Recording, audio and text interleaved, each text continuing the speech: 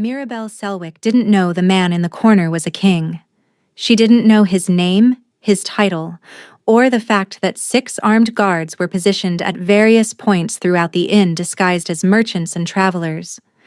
She didn't know that the reason every instinct in her body had been screaming at her to look at him since she walked through the door had nothing to do with how handsome he was, though he was, devastatingly so, and everything to do with a bond that had been waiting her entire life to snap into place.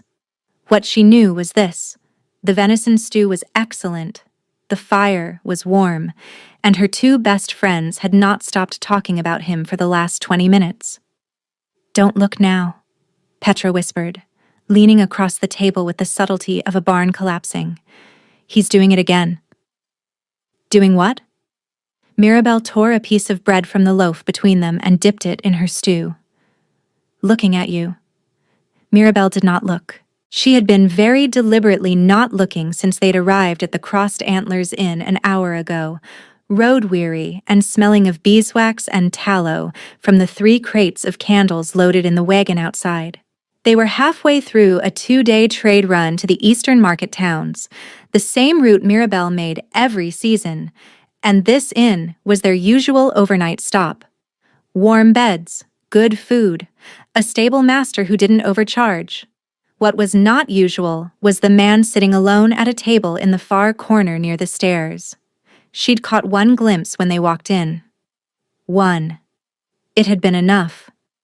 Tawny brown hair cut to his jawline and tucked behind one ear. A face that was all sharp planes and quiet intensity.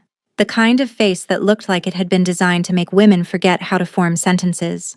He wore a dark green long coat with the sleeves pushed back to his forearms, simple but beautifully made, and he sat with the easy stillness of someone who was used to being the most dangerous person in any room and saw no need to prove it. One glimpse. Then Mirabelle had looked at the floor and walked to the farthest table and told herself very firmly that men who looked like that did not end up in crossroads inns on trade routes, and if they did, they certainly didn't look twice at women with wax under their fingernails and road dust in their hair. "He is absolutely staring," said Joran, Petra's husband, who had the good sense to keep his voice lower than his wife. "Mira, I'm not joking. The man has been watching you since you sat down. He's probably watching all of us. We're loud." "We are not loud." Petra paused. "All right, I'm loud. But he's not looking at me. He's looking at you." Mirabelle ate her bread. The stew was genuinely excellent, rich and dark with rosemary and root vegetables, and she wanted to enjoy it without developing some absurd fantasy about a stranger in a corner who was almost certainly waiting for someone more interesting to arrive. But something was happening that she couldn't explain. Something underneath the warmth of the fire and the heaviness of the meal and the familiar comfort of Petra's chatter. A scent. Faint at first, woven through the smoke and roasting meat and old wood of the inn, but growing steadily stronger with every minute she sat here. Cedar, deep and clean and resinous, and beneath it, something cooler. Rain. Not the memory of rain, but the living scent of it. The way the air smelled in the seconds before a storm broke. Electric and full. She'd never smelled anything like it. Not here. Not anywhere. She breathed it in and felt something in her chest expand, like a fist unclenching that she hadn't known was clenched. "Mirabelle." Petra's voice had changed. Lost the teasing edge. Gone careful. "He's getting up." Mirabelle's hand tightened on her bread. "He's walking this way." "Petra, stop. I am telling you, he is walking directly toward this table and I need you to put down the bread because you have stew on your chin." Mirabelle wiped her chin with the back of her hand and looked up. He was right there, standing at the edge of their table with his hands at his sides, and those eyes, gods above, those eyes, dark moss green like the deep woods after rain, and the cedar scent hit her so hard her vision blurred. Not unpleasant, overwhelming, like standing in a grove of ancient trees and breathing in the whole forest at once. "Forgive the interruption." His voice was low, unhurried. A voice that expected to be listened to without needing to be loud. I noticed your wagon outside. The crates are stamped with a chandler's mark from Brindlewood. Mirabelle stared at him. Up close, the sharp planes of his face softened slightly around the mouth. There was a faint scar along his jaw, thin and pale, half hidden by the way his hair fell. His sleeves were pushed back, and the forearms beneath were corded with lean muscle. "That's my mark," she heard herself say. "Selwick Chandlery." Something shifted in his expression, subtle, a flicker in those moss-green depths that she couldn't read. "I've been looking for quality tapers for a keep in the northern ranges. The local suppliers can't manage the altitude. The wax sweats and the wicks drown." "Beeswax blend with a touch of bayberry for high altitude," Mirabelle said automatically. "Double-braided cotton wick, trimmed long." "The issue isn't the wax, it's the wick. Most chandlers use single braid and it can't sustain the draw at elevation." He looked at her for a beat too long. "You know your craft." "I should. I've been doing it since I was 9. Petra kicked her under the table. Mirabelle ignored it. "May I sit?" He gestured to the empty space on the bench beside Jorin, not beside her, beside her friend's husband. Respectful, deliberate. Jorin looked at Mirabelle. Mirabelle looked at the stranger. The cedar scent was so strong now that she could feel it like a physical thing, warm against her skin, settling into the spaces between her ribs. "All right," she said. He sat. He did not extend his hand or offer his name immediately, which struck her as odd. Instead, he asked her about altitude-resistant candle formulations, and she answered.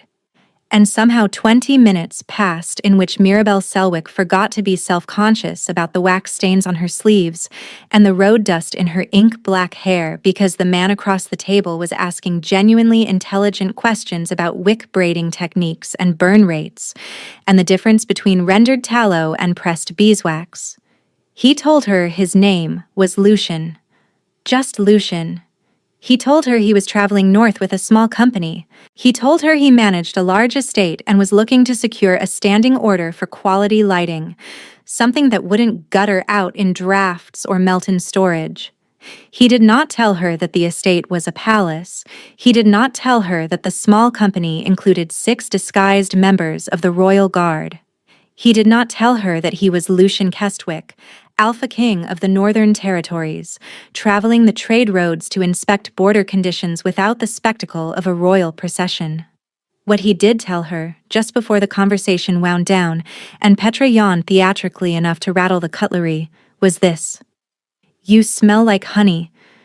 He said it quietly, almost to himself, as though the words had escaped without permission. Mirabelle's heart slammed once, hard against her sternum. "It's the beeswax. It gets into everything. My hair, my clothes, my skin, probably." "No." His moss-green eyes held hers, and something in them burned, low and steady, like embers banked beneath ash. "Not beeswax. Honey, like sunlight caught in a jar." He paused. His jaw tightened. "I'm sorry. That was forward." "It was," Mirabelle agreed. Her voice came out steadier than she felt. "But I won't hold it against you, since you smell like a cedar forest in the rain and I've been trying to figure out why for the last hour." He went very still. The kind of still that had nothing to do with calm and everything to do with control. His pupils dilated. She watched it happen, the moss green of his eyes darkening, narrowing to rings around something vast and intent.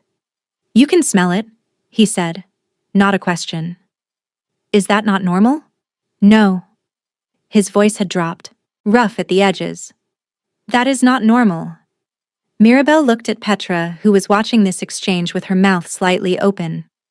Jorin had the expression of a man who had just realized the room had shifted around him in a direction he hadn't anticipated. "I should let you rest," Lucian said. He stood from the bench in one fluid motion. "Will you be here in the morning?" "We leave at dawn. Then I'll find you at dawn." He held her gaze one more moment.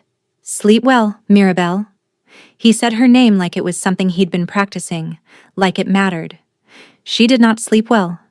She lay in the narrow bed in the room above the common hall and stared at the ceiling and breathed in the cedar scent that still clung to her skin from sitting 3 feet away from him. And she thought about the way he'd looked at her when she told him she could smell it too. Like something in him had cracked open. Like something enormous and terrifying had just become real. The scent faded as the hours passed. Not completely. A whisper of it remained. Like the last trace of wood smoke after a fire goes cold. And in its absence, Mirabelle felt the lack. A hollowness beneath her ribs that hadn't been there before. As though something essential had been removed and the space it left was aching. She came downstairs at dawn to find him already in the courtyard. He was leaning against the stone wall near the stable doors with his arms crossed, and the moment she stepped outside, the cedar hit her like a wave, stronger than the night before, and the hollowness vanished, filled with warmth and the scent of rain on green wood. His eyes found hers, and she saw the relief in them before he could hide it. "You feel it too," she said, "when I'm not close. The emptiness." He pushed off the wall, walked toward her, stopped at a distance that was respectable but close enough that the scent wrapped around them both like a living thing. "Since last night, I couldn't sleep. Neither could I." They stood in the gray morning light, the courtyard quiet, the horses shifting in the stable behind the wall, and looked at each other with the bewildered honesty of 2 people who had been struck by something neither of them understood. "I need to tell you something," he said, "and I need you to hear the whole thing before you respond." The door of the inn swung open behind them. A woman walked out, tall, immaculately dressed in a traveling gown of deep burgundy with gold embroidery at the cuffs and collar. Her hair was pale gold, swept up in an elaborate arrangement that had no business being on anyone's head at dawn on a trade road. Her eyes were sharp and tawny gold, and they swept from Lucian to Mirabelle and back with the precise cataloging assessment of someone tallying up a ledger and finding it short. "Your Majesty."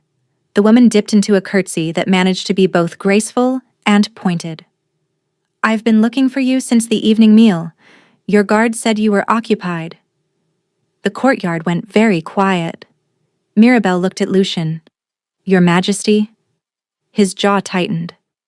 Something flickered across his face that might have been frustration or resignation or both. "Lady Pelham, I wasn't aware you were staying at this inn." "Fortunate timing." Taryn Pelham smiled. It was the kind of smile that had edges. "I was en route to Kestwick Hall for the season. My father arranged my presentation to the court."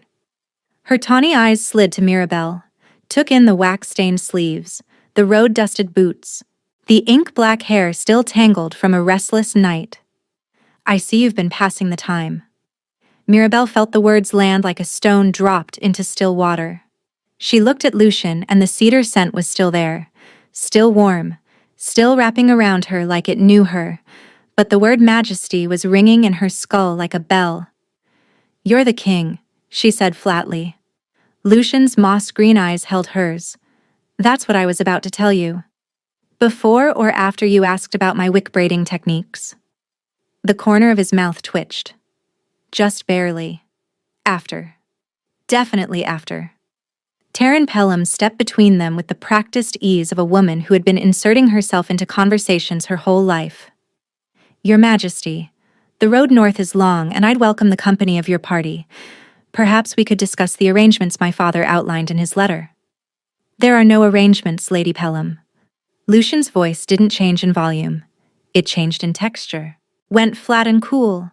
A king's voice, stripped of the warmth Mirabelle had heard the night before. "Your father's letter requested a court presentation. It was neither accepted nor declined. Those are separate matters." Taryn's smile hardened. "Of course." Her gaze swept to Mirabelle one more time, dismissive and thorough. "Enjoy the rest of your trade run." She walked back into the inn. The door closed behind her.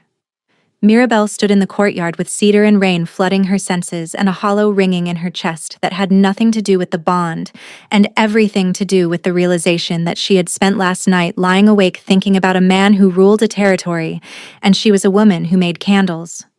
"Mirabelle? I should check my wagon." Mirabel, look at me. She looked at him. The moss-green eyes were raw, unguarded in a way that made her breath catch because kings did not look like that. Kings did not stand in dirty courtyards at dawn with their hair uncombed and their sleeves still pushed back and look at a candlemaker like she was the only real thing in the world. I didn't tell you because I wanted one conversation in which someone talked to me like a person, he said. You talked about wicks and burn rates, and you argued with me about bayberry ratios, and it was the best conversation I've had in months. I wasn't ready to lose that. You're a king. I'm aware. I have wax under my fingernails.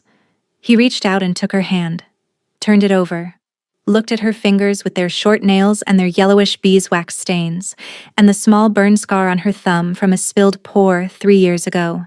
The cedar scent intensified at the contact point, blooming up from where his skin touched hers, and Mirabel felt warmth rush through her like summer through a window thrown open.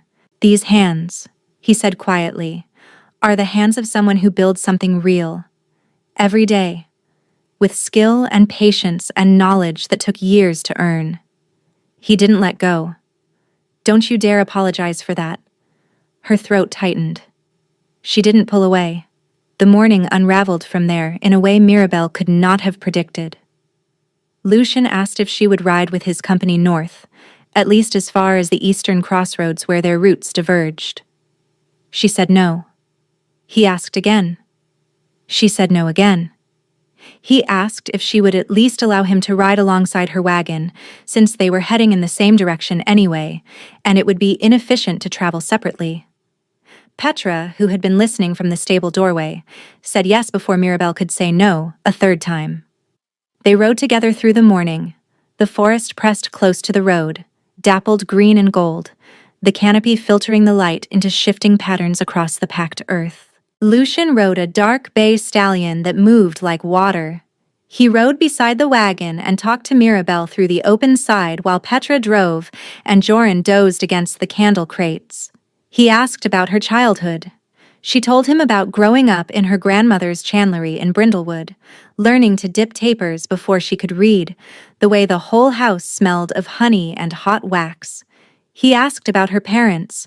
She told him her mother left when she was 4, and her father was a good man who worked the timber yards and came home every evening smelling of pine sap and sweat. He'd raised her with patience and steadiness, and had never once made her feel like she wasn't enough. Is that why you don't believe it? Lucien asked. That I'm here? That this is real? Mirabel looked at him. The forest light caught the tawny brown of his hair and turned it to something warm, almost golden, and his eyes were soft in a way that made her chest ache. I believe you're here, she said. I believe something is happening between us that I don't understand. I believe you smell like the best thing I've ever breathed in, and it terrifies me. Why terrifying? Because you're a king, and I'm a candlemaker.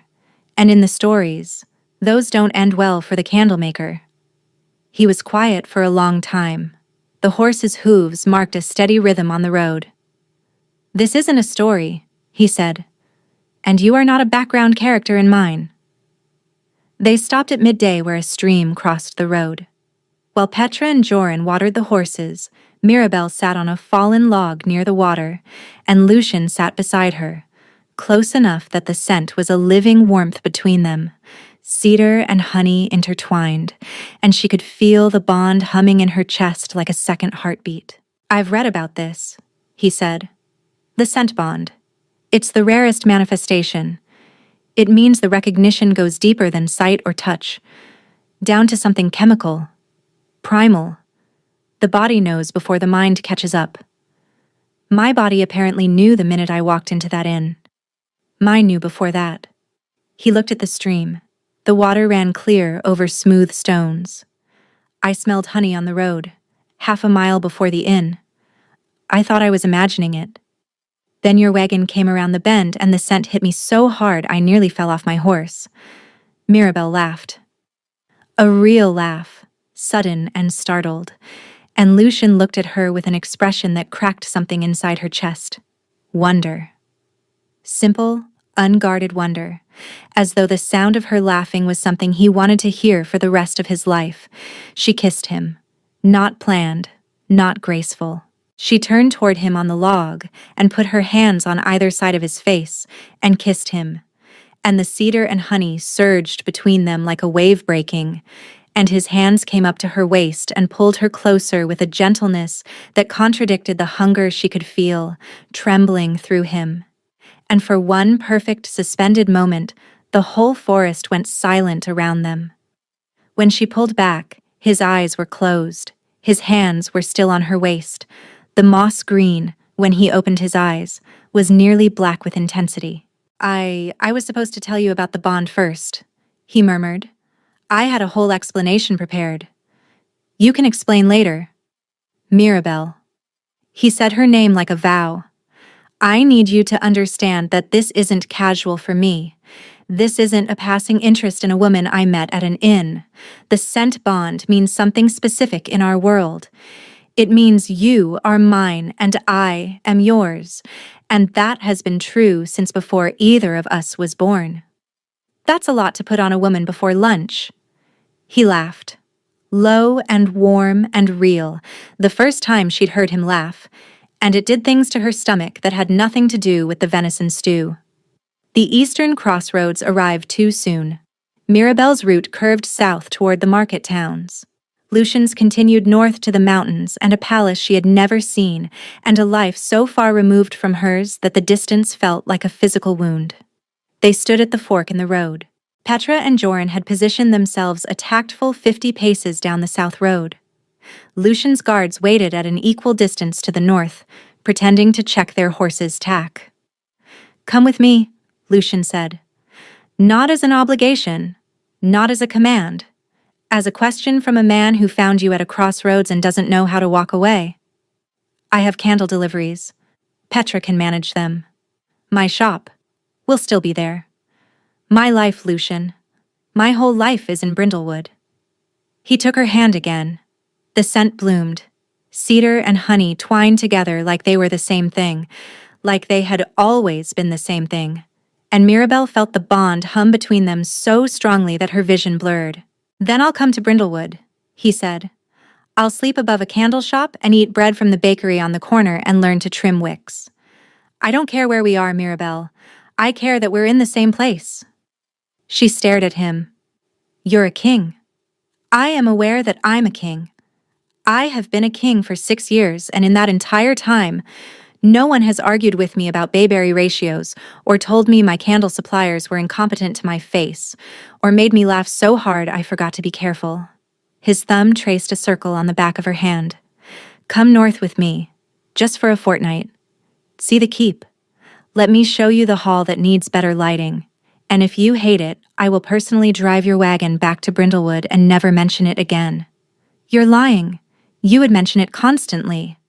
"I would mention it constantly," he agreed, "but I would do it from Brindlewood." They arrived at Kestwick Hall 3 days later. Mirabelle had expected the palace to make her feel small. It did the opposite.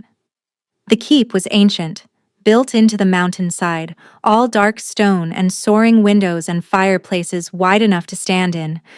But it was also cold. Not just in temperature, in light. The candles were terrible. Cheap tallow tapers that guttered in the drafts and threw a sickly yellow glow that turned every room into something grim. "You weren't exaggerating about the lighting," Mirabelle said, holding up one of the tapers and watching it drip pathetically. "I never exaggerate." "You told me you had a small estate." "I said large. I specifically said large." "You implied a country house? This is a mountain fortress with 17 fireplaces." 19. She looked at him. He looked at her. The cedar scent was everywhere in this hall, soaked into the stone walls and the heavy curtains and the worn rugs. And she realized with a start that it wasn't just him. It was his home. The whole place smelled like him, and standing in it felt like standing inside the bond itself. The fortnight was barely 3 days old when Lady Taryn Pelham arrived at the palace with a traveling trunk, 2 attendants, and a smile that could cut glass. Mirabelle first encountered her in the great hall during the evening meal. Taryn swept in wearing a gown of midnight blue with gold threading at the bodice, and took a seat at the high table as though a place had been set for her personally, which it hadn't, and proceeded to hold court with every noble in attendance. When she spotted Mirabelle, seated beside Lucian, she smiled. "The candlemaker. How charming. I didn't realize the king's supplier sat at the high table." The hall went quiet. Mirabelle felt the words like a slap, precise and public, designed to land exactly where they would bruise. But before she could respond, Lucian set down his cup. The sound was quiet. The silence that followed it was not. "Lady Pelham." His voice carried the way a king's voice carries, without effort, filling every corner of the hall. "Mirabelle Selwick sits at this table because I asked her to. She sits at my right because that is where she belongs. And if you address her with anything less than the respect you would show to me, you will find that your visit to Kestwick Hall ends considerably sooner than you planned." Taryn's smile didn't falter, but something behind it cracked. "Your Majesty, I meant no offense. I was merely surprised." "Then let me remove the surprise." Lucian didn't stand, didn't raise his voice. His moss-green eyes held Taryn's with a stillness that was more threatening than any shout. "This woman is my mate, recognized by a scent bond so strong it carried half a mile on a trade road before I ever saw her face. She is not a curiosity. She is not a passing amusement. She is the reason this hall will be lit properly for the first time in a century, and she is the reason I intend to be a better king than I was before I met her." He paused. "Let the silence work. Is there anything else you're surprised about?" Taryn Pelham left Kestwick Hall the following morning. Her trunk was loaded before sunrise. Her curtsy to Lucian in the courtyard was rigid, correct, and final. She did not look at Mirabelle. Mirabelle stood beside Lucian and watched the carriage disappear down the mountain road, and the scent between them pulsed, cedar and honey, warm and strong and undeniable. "You didn't have to do that," she said quietly. "Yes, I did. You called me your mate in front of the entire court. I called you my mate because you are my mate." He turned to face her, reached up and tucked a strand of ink-black hair behind her ear, and the place where his fingertip touched her skin left a trail of warmth that sank to her bones. "Was I wrong?" She looked up at him. The mountain air was cold against her cheeks, and the courtyard was empty except for the two of them, and the scent was everywhere, so strong she could taste it, cedar on her tongue and honey on his, and the bond between them hummed like a plucked string. "You weren't wrong," she said. He kissed her forehead, then her temple, then the corner of her mouth, gentle and deliberate and aching with restraint. "Stay," he murmured against her skin. "I already was." 2 months later, the chandlery at Kestwick Hall occupied a converted workshop on the ground floor of the east wing, positioned where the morning light came through a row of tall windows and warmed the wax to the perfect working temperature. Mirabelle had designed it herself, 3 long tables for dipping, a wall of shelves holding molds and wick spools and jars of pigment, a stone hearth for melting.